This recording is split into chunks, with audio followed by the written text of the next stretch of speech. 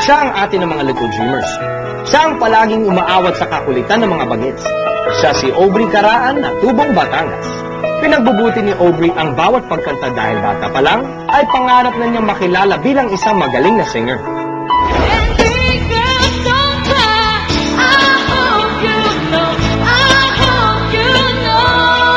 Congratulations, Aubrey! The outstanding Little Dreamer for this week. Ngayon, unti-unti nang natutupad ang pangarap ni Aubrey. Pangalawa siya sa 3 magkakapatid. Agad na napansin ng ama ang hilig ni Aubrey sa musika. Medyo marunong na siyang bumasa. Pinasok na namin sa music school. Nag-success naman. Nananalo siya minsan sa mga singing contest. Ako po ay pinagpa-practice sa bahay po. Ako po ay tinuruan ng aking papa. Kahit paano, ay nakakaluwag naman sa buhay ang pamilya Caraan. Negosyante ang ama ni Aubrey at empleyado rin ang kanyang ina. Pero mas mataas ang pangarap ni Aubrey para sa pamilya. Gusto niya, mas maganda pa yung marating namin lahat. Maging buo kami lalo, tapos pagka makapagkaroon kami ng bahay daw dito sa Manila. Minsan-minsan raw ay nagiging pasaway si Aubrey. Pero mas madalas na nakikita nila ang pagiging mabait na anak. Magaling makipagkaibigan, mapapagkatiwala ang bata, masipag, hindi talaga siya nagsisinungaling. Kapag mahal sa magulang, naiyak na tuloy ako. Sorry. Bali siya yung tipo na hindi ka niya iiwanan. Talagang pagmamalaki ka na niya.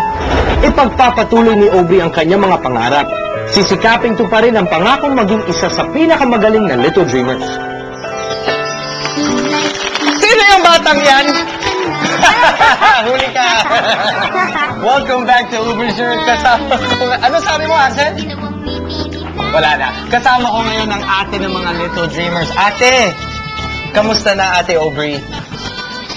Mabuti. Alam mo, since ikaw ang atin ng ibang Little Dreamer, sino naman sa kanila ang pinakamakulit? Lahat po sila makulit. Pero Lahat po, sila makulit. si Angelo po makulit. Bakit? Kulit din po. Kasi po isip bata. Isip bata. Isip bata. Paano mo naman ang tanda-tanda ni Angelo? Ikaw naman, Aubrey, oh. Hindi, sino naman ang pinaka-behave? Biglang sinagot, ako. Ako rin. Ako. No, sino pinaka-behave? Pwede ikaw? Si Ami po. Si Ami.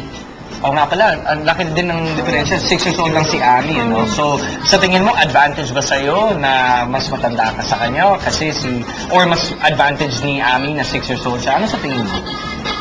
Advantage po ako sa kanila kasi po mas naintindihan ko na po yung kung ano kinakanta Sa ko. mga experience, naiintindihan mo. Ako, hindi ko rin naiintindihan kung anong ginagawa ko.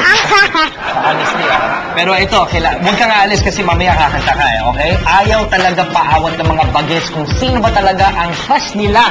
Ang babata-bata niyo pala, may crush na kayo. Alam na ni Ami tuloy. Alam na ni Aubrey kung sino mga crush na yan. Panoorin niyo po kami ng usapan nila.